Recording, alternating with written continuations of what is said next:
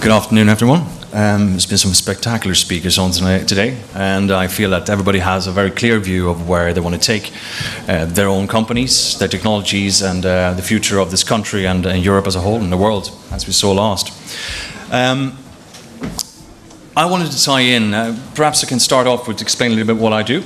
I'm the Chief Investment Officer of Stahl 21. I like working with Green Room Investments.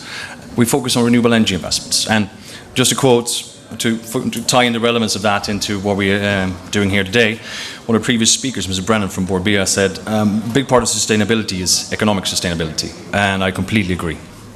Just to make things work economically is very, very important, but also technologically. So I'd like to share with you today a little bit of what we see. We not only invest in solar energy, although that's our area of expertise, we're also looking at biofuels and other energy sources which may be relevant today and in the future. As such, I'm in a privileged position. As a Chief Investment Officer, I see a lot of interesting ideas, concepts, and technology passing my desk from entrepreneurs, inventors, and other companies who would like to take this globally. What I see when we're looking at the Irish landscape of renewable energy is a steadfast hold on the wind, some solar, and biofuel. Now I want to discuss this today and see if there's an alternative route for Ireland. Now, Stahl 21 and Green Room Investment has been in business for 5 years, and we intend to continue our development globally. But just to kind of tie into what we do, just real brief, we have a specific model which ties in renewable energy as an asset class in itself. It shouldn't be confused with real estate, bonds, stocks, and all the other things that people invest in today, because it has a completely different return profile. And this is where we set ourselves aside. We offer our investors a fixed return on investment and the money back at the end, which is difficult to achieve with renewable energy currently under the regime of different tariffs and support structures. But it's important to highlight. Now, renewable energy has grown exponentially. I think I've seen a lot of these graphs going around today. Renewable energy production is growing in different ways. It has different trajectories and different areas of use. Different countries use different approaches to it. But we're looking at Ireland's 2020 targets, and we're finding ourselves in a bit of a tricky situation. Why is there not more investments made into Europe? Well, this is a graph just showing, there's a lot of graphs here, but this graph shows the renewable energy investments into Europe to date. Yet, it's stagnating. Why is that? Is it because there's not any more demand for renewable energy? No. Is it because there is nowhere else to build wind farms? No. It's because other markets have provided a more interesting uppick. Europe is becoming very mature in its renewable energy, but with that maturity comes a lot of insight. This is the insight that we see, and I want to share with you today, because we see a lot of countries in Europe, as I said before, having achieved their targets where others are lagging behind. Ireland is unfortunately one of them, but that doesn't mean that the race is lost. There's another 4 years to go. But in order to understand this scenario, why has some countries achieved their targets and why have others failed or are failing or not achieving what they set out to do in this agreement? Well, there are several ways to decipher these type of data and these type of graphs, but what I want to lean on is there are some countries that have achieved their targets quite easily on a short space of time. So I wouldn't put that beyond Ireland as a nation to achieve their targets, but it has to be done differently, done in a way that suits Ireland. There is no one-size-fits-all, as other speakers have said before, and so we have to really look at it from a ground level up, which I believe is very important to achieve what we want to do. So why are some countries achieving it and why are others? Well, the first one, we look at two peak pillars, Sweden and Norway. I'm Swedish, so I'm a little bit partial, I must admit. They have had long-term commitment to renewable energy. This ranges from the 50s, 60s. Giant hydro plants, biofuel, wind, not too much solar up north, only works 6 months of the year, if even. So that was a long-term commitment that allowed them to come up to such a degree where they actually met their targets and exceeding them. I mean, their targets are substantially higher than the rest simply because they started so early. So we have markets like Estonia, Italy, where we are very present, that have met their targets. What made them different? What made them succeed? Well, there was, when you didn't have the long-term commitment, you had to come up with a plan and stick to that plan. So what sets Italy apart, for an example, is the long-term plan. They set it out from 2004. It expired now in 2013, 14. And it was a clear strategy, a clear path, and a clear incentive. You knew exactly what was going to happen and when. This was essential for them to be able to trigger the growth in renewable energy that they have seen and subsequently met their target. But in addition to that, they also allowed for a very clear system, something that's missing here in Ireland, in my opinion. That system is a lower barriers of entry. This doesn't have to happen. This does not have to be led by the large corporates, those who are already in power or have the transmission rights and control.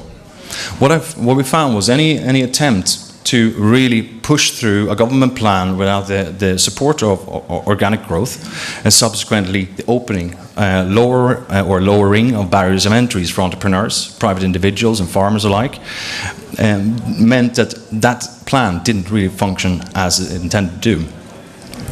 So what we need to do is lowering these barriers, allow entrepreneurs like yourselves and anybody else who's available here at this summit to come up with your ideas, deploy them, and allow yourselves, be allowed to put your energy solutions into work on a local level. It doesn't have to be giant farms covering mountaintops with wind farms, etc. It has to be smaller, think less impact. And prominently go for solutions that work for Ireland. This whole idea that when we're looking at these solar farms covering square kilometers in the desert, perfect for the desert, for Ireland. Although I must admit that I've been quite surprised about the quality of the weather here since I moved to this country. I have a slight tendency to discredit the idea of solar, no matter how much technology has moved forward, simply because it's not really right for Ireland, in my opinion. Now, I must add, this is my opinion. So, coming up with solutions that work, that has to be done locally, coming up from organic growth in the country by private individuals, entrepreneurs and the likes, rather than being government run.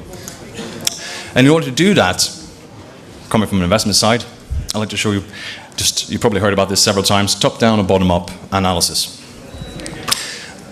The prevailing method of looking at renewable energy deployment in new countries, and from a government perspective in particular, is the top-down.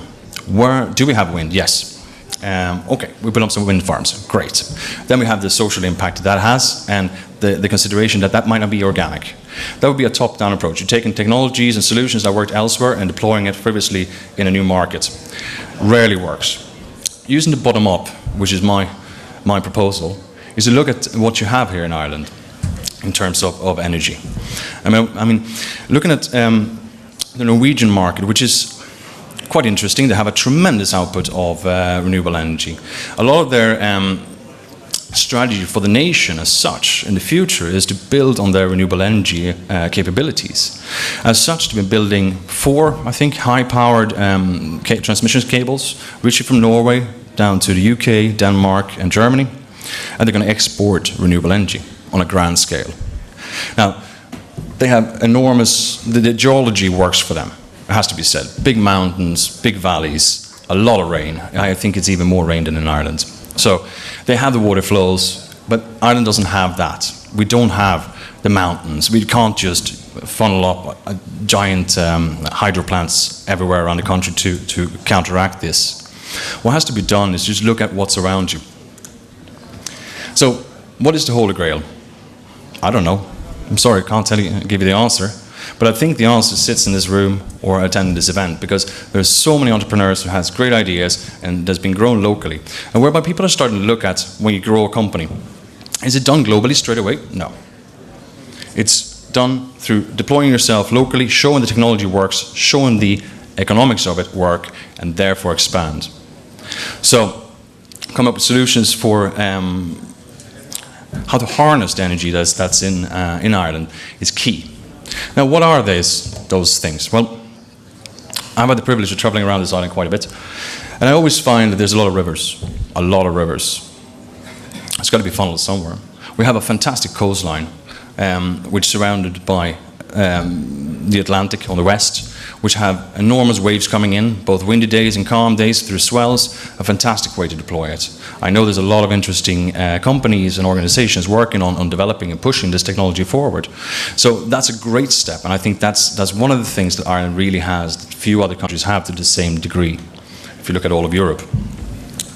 Secondly, we have the wind, of course, but is a 30-meter wind farm, is that the solution? Some people say so. I disagree. I think there could be much lesser impact visually and through noise pollution by deploying more modern and smaller scale technology at a greater sense. So we don't have this giant farms, but rather just small electricity producing entities scattered around Ireland. During the same event, I was looking at this Norwegian solutions. They were talking about transmission. How much energy is lost in transmission? It's enormous. At that day, and that was 2012, they were talking that if the new technology for transmission was to be implemented across Europe, we would have all the renewable energy we would need. All the targets would be met. And it's just because of loss. So and this is still prevailing. So if we could come up with a way to transport it a lesser distance, I think that will help significantly and would reduce the demand on the grid as such. And lastly, we have tidal.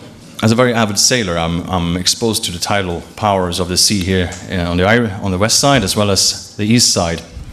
It always staggers me, coming from Baltic Sea where we have none. So, and it's the only renewable energy source out there which you can set your watch after. You can predict it 50, 100 years in the future. We know how the moon moves and we know how the waves move subsequent to that. So I think that's a huge untapped resource for Ireland that really needs to put emphasis on. So we have all these resources. Doing a bottom-up approach to investigating what can work shouldn't be that difficult. The technology is out there. There's a tremendous amount of entrepreneurs that need to get to the limelight in the front to show what they can do. But that needs to be done in conjunction with the government. I'm a firm believer that the government has a very important role to play in this context. Where Italy succeeded was by creating this very predictable, clear path to how they wanted to achieve their targets and how entrepreneurs and energy companies alike could utilize this going forward. They knew what was coming. When it comes to financing and investment in this sector, coming back to the first quote, just to the sustainability of the economic reality is super important. That's how you get validity, that's how you get financing, that's how you get investors, that's how you get people on board. It's lovely to have ideas that are not functioning, just maybe 20 years in the future, expecting some sort of breakthrough. But I firmly believe that there are inventions out there right now, solutions that could be deployed. Doesn't entail the mega structures that we see today and are mentioned in common discussions about this subject. But bringing those to the forefront is key, and how the government can then incentivize and show the way that investors, entrepreneurs and the likes can follow that path to achieve the targets is essential. Opening up the markets, allowing grid access is key. So when it comes to when we're looking at different countries, coming back to what has succeeded and what hasn't, I believe that the founding for renewable energy here in Ireland could be driven by the likes of the ESBs and others, but sustainability as a whole has to do with energy reduction as well. Smart grids, reducing the use of energy across the board, combined with the growth of renewable energy sources, could simply just create a completely different scenario when it comes to statistics and the measurements of 2020. In addition to 2020 now coming up, there's a conference in Paris where new targets will be set, new commitments will be made by governments and countries aside, and how those will be implemented will be very much up in the air.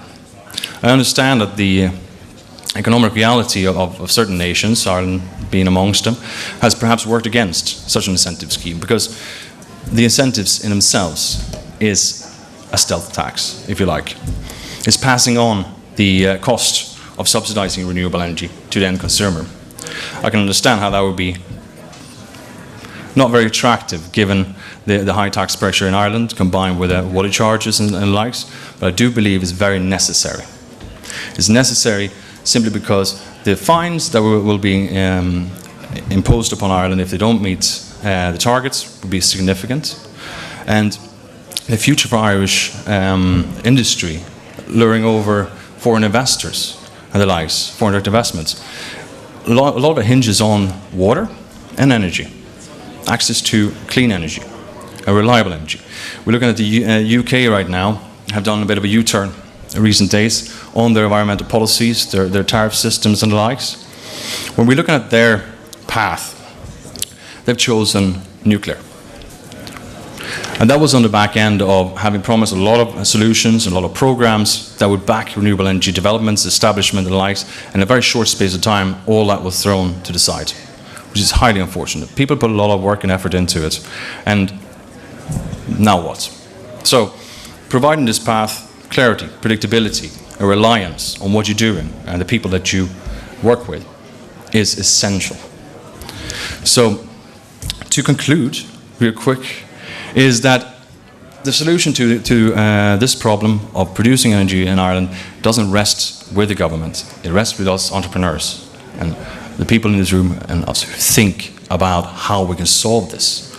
It's found all around the country, wherever you go, you see the energy around you.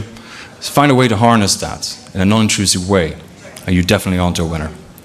So, leaving with that, if you have any ideas or anything you'd like to talk about, innovations and such, please drop me an email. It's very simple, pair, without the A, and we can discuss. I'm always curious to hear, and I'm also very happy to share all the information we get to see if someone else can take it to do something with it. Because I really firmly believe that Ireland can meet its targets by 2020, but it will take a bit of belief, hard work, and a government and a people that's behind it. So, thank you.